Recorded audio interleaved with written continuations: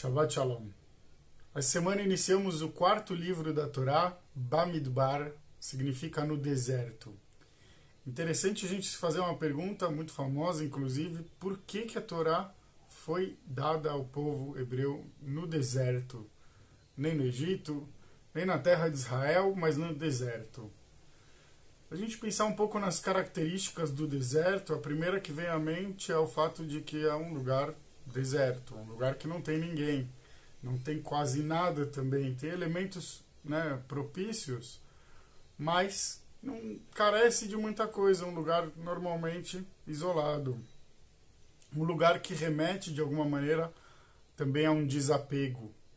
O povo hebreu, ao sair da terra do Egito, numa situação de pós-escravidão, agora começa a moldar uma identidade que tem um compromisso de organizar uma sociedade equilibrada, uma sociedade que vai buscar primar por oferecer condições a todos os seus membros de explorarem o seu potencial.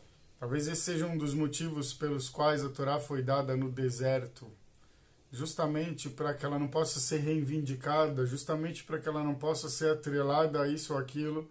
Ela é uma referência maior, ela é o nosso maior ensinamento. Interessante que o livro começa com a contagem do povo, e os principais comentaristas costumam falar que Deus conta ao povo com uma certa frequência, obviamente não por necessidade, diante da sua onisciência, por ser prazeroso para ele contar os seus filhos amados.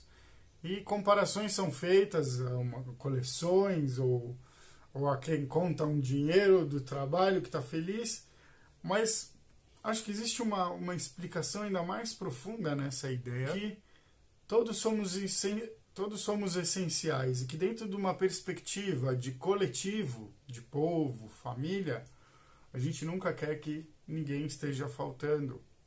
Então o controle da presença, uma preocupação mais direta, mais sensível, uma responsabilidade mais coletiva e equilibrada são as características que se apresentam desse fato, dessa contagem recorrente que a Torá coloca, que nos é ordenada por Deus. Um outro assunto que a Parashá traz está conectado também, de alguma maneira, à ideia da Torá, mas vai um pouco mais para o caminho do sacerdócio. O sacerdócio, se a gente pensar na realidade, é uma função, até certo ponto, de intermediação. No judaísmo, mais através dos rituais, que intermediavam no sentido de nos aproximar do eterno, através do chamamento à nossa consciência em rituais de oferendas e sacrifícios. E nessa paraxá fica claro para a gente a mudança de foco em relação ao serviço sacerdotal. No caso, os primogênitos, desde a praga dos primogênitos no Egito, foram escolhidos para fazerem o serviço sacerdotal do povo para Deus, o que seria uma ideia muito interessante, porque diminuiria talvez o significado da divisão tribal ou mesmo da divisão de castas religiosas do judaísmo, e ao mesmo tempo traria uma maior representatividade tanto de cada família do povo, quanto também para dentro de casa ter um dos seus membros, um dos seus filhos, o mais velho, aquele que tem a responsabilidade, aquele que tem que dar um exemplo para os seus irmãos, também em contato direto com os rituais. E lembrando que qual é a função dos rituais? A maioria dos rituais, os korbanot, a função deles era nos aproximar de Deus. Se a gente pensar como uma grande referência, era instigar nossa consciência, a percepção, a sensibilidade, o senso de justiça, isso para as pessoas, e isso, mas partindo ao mesmo tempo do correndo do sacerdote. Então, se o primogênito era o sacerdote, também além da família ter mais vínculo com o serviço sagrado, ele também trazia mais da contraprestação significativa que esse trabalho sagrado implica, propõe. É uma ideia muito interessante isso. E depois do pecado do bezerro de ouro, os Levim, que não participaram, foram escolhidos para assumir o sacerdócio no lugar dos primogênitos, E daí vem justamente o mandamento de redimir o primogênito, né, do resgate do primogênito. A gente vai, compra como se fosse, compra a liberdade do primogênito ante a responsabilidade do sacerdócio, que outrora lhe foi outorgada, mas porque isso também é uma vivência importante que nos ajuda a lembrar e a refletir sobre essa história. Os Leviim não participaram do bezerro de ouro, né? À exceção de Aharon, que foi pressionado e provavelmente até ameaçado para isso, mas a tribo em si, no geral, não participou e por isso acabaram conquistando essa posição de sacerdócio definitivamente, ainda que já tivesse sido designado para Aharon, que ele seria o sumo sacerdote. Eu penso nas consequências dessa mudança, como, por exemplo, a possibilidade do distanciamento de famílias que têm a sua ancestralidade muito vinculada ao judaísmo e que, de alguma maneira, acabaram conseguindo se manter conectadas ao judaísmo, à comunidade judaicas até os dias de hoje, mas, infelizmente, em algum momento da sua história, perderam seu vínculo com o estudo da Torá, com o cumprimento dos mandamentos, com o que define de melhor a fé judaica. Vale lembrar que a ideia dos primogênitos serem sacerdotes, né, aproximava mais as famílias, ou potencialmente aproximaria mais as famílias, mas que, por outro lado, também Deus fala para o povo: Atem tiuli mamlechet kohanim vegoi kadosh, vocês serão para mim um reino de sacerdotes e um povo sagrado.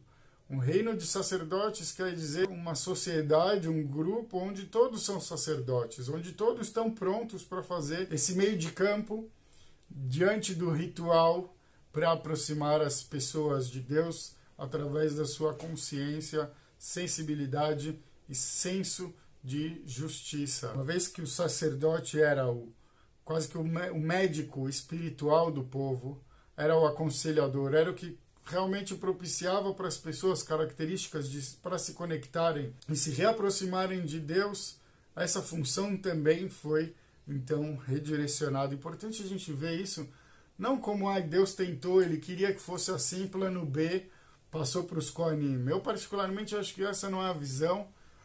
Tinha que ser dessa maneira para a gente entender como funciona o nosso compromisso com a fé judaica, e o que infelizmente acontece quando é manifestado um descaso em relação à mesma. O pecado do bezerro de ouro representou isso, representou essa falta de cuidado em relação a essa forma de proceder, né, ao caos, ao desespero diante da aparente demora de Moshe, sendo que eles, os primogênitos, seriam os sacerdotes do povo. Então, a partir do momento que eles participam desse caos, dessa insegurança, e desse grande erro que foi o bezerro de ouro, eles não mais se mostram qualificados para isso. De novo, não consigo interpretar como não, Deus planejou e aqui é o plano B. Eu entendo que isso significa muito mais que existe um ensinamento para cada um de nós até hoje. Os rituais, os ensinamentos, os sacrifícios, todos eles têm uma característica comum de nos conectar. Mas, ao mesmo tempo, todos eles também têm a importância de estarem vinculados ao ensinamento divino. Quando a gente dá as costas para isso, quando a gente acha ou se dá a permissão de achar que tem uma frase errada na Torá, alguma palavra que está errada ou mal escrita, infelizmente a gente já abre essa brecha. A gente já abre essa brecha para considerar o não referencial, para colocar em questionamento o referencial, justamente assim nos sujeitarmos ainda mais ao erro. Lembrando que a questão do sacerdócio é mencionada, e quando são elencados os filhos de Aharon, do sumo sacerdote, é lembrado que 2 dos seus filhos, Nadav e Avihu, oferendaram um fogo estranho diante do Eterno e morreram. Isso aparece como um exemplo. A Torá não se apega a eles vão ficar chateados, é uma vergonha para Aharon. Não, não é uma vergonha, todos somos seres humanos, é uma tristeza para ele. Mas todos somos seres humanos e estamos sujeitos aos erros. Por isso mesmo que os ensinamentos são tão fundamentais para nos preparar ainda mais para o caminho, para prevenir ainda esses erros que muitas vezes são decorrentes de contextos onde não estamos preparados para agir de forma mais consciente e responsável, para agir com empatia, para agir com amor ao próximo. Essa é sempre a lição maior.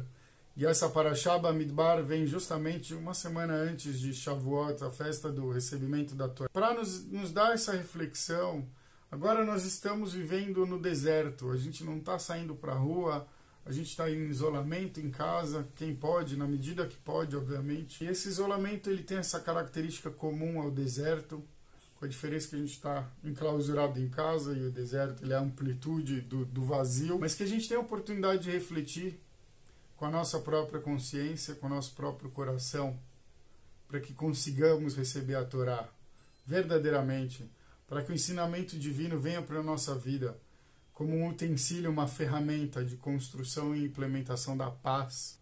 Assim, cada um de nós possa ser melhor e contribuir com um bom exemplo, com uma boa inspiração a toda a humanidade. Shabbat Shalom. Chag Sameach.